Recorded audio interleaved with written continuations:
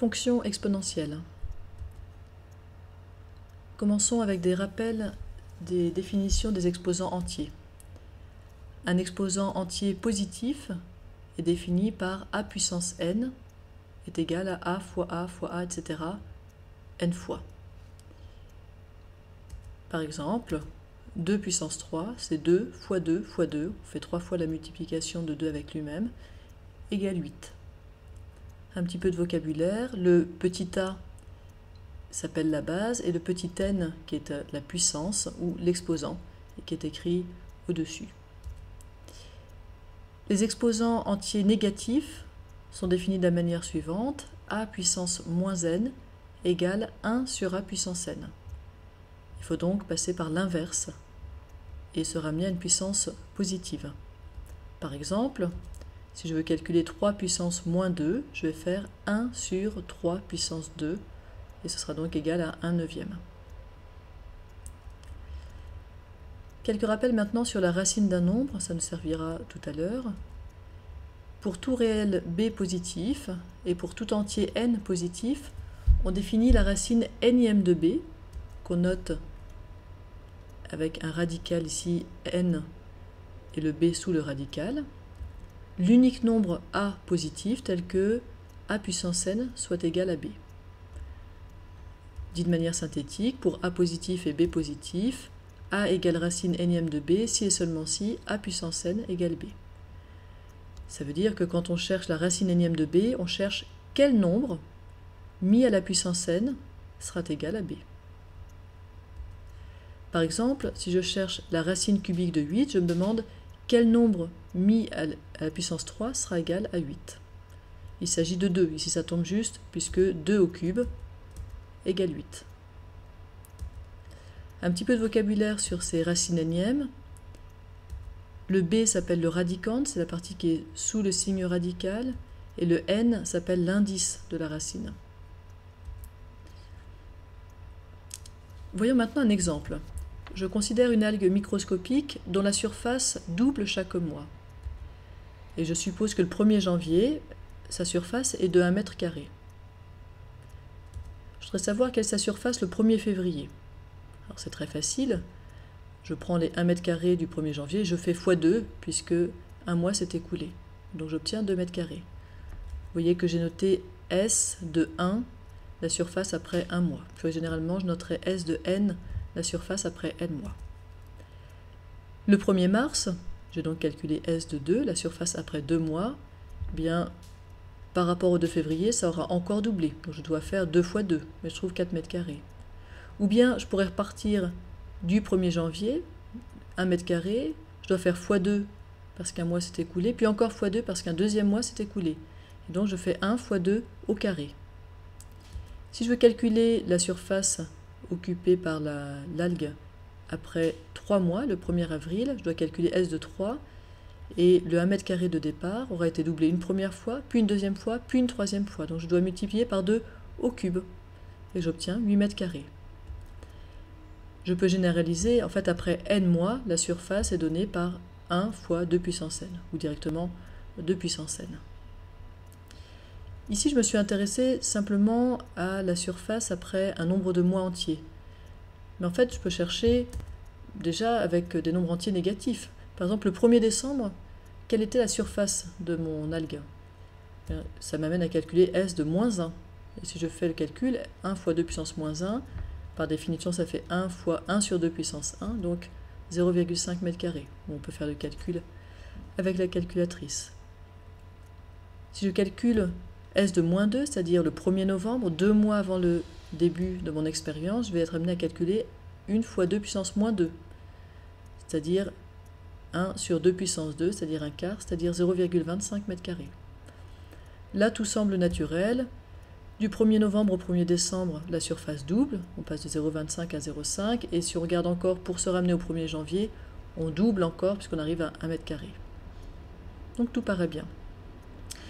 Maintenant, un petit peu nouveau, je peux m'interroger sur ce qui se passe à la mi-janvier, et ça va m'amener à calculer S de 1 demi, et à faire 1 fois 2 puissance 1 demi.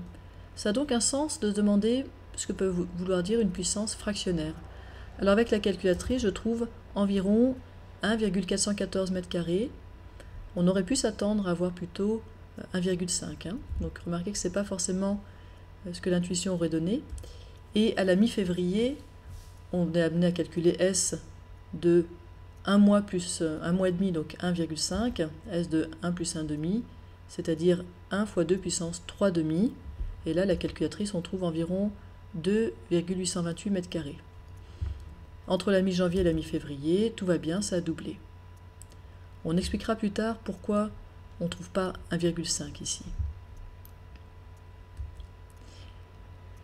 Pour les exposants rationnels, on peut en fait donner une définition algébrique.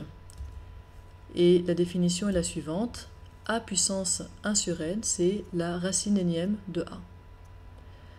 On peut tout de suite écrire et généraliser. A puissance p sur n, ce sera la racine énième de A puissance p. Ce qui est au dénominateur, le n, devient l'indice de la racine, et ce qui est au numérateur, p, reste une puissance normale. On peut l'écrire aussi racine énième de A, donc toujours n l'indice de la racine, puissance p, et mettre le puissance p à l'extérieur.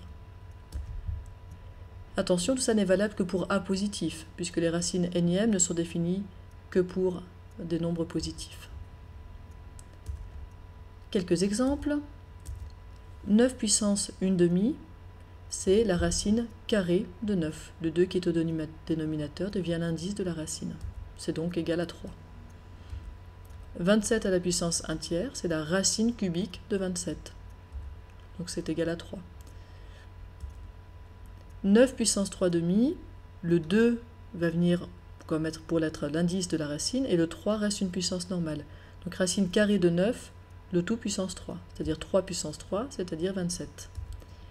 27 à la puissance 2 tiers, c'est la racine cubique de 27, puissance 2. Donc 3 puissance 2, donc 9.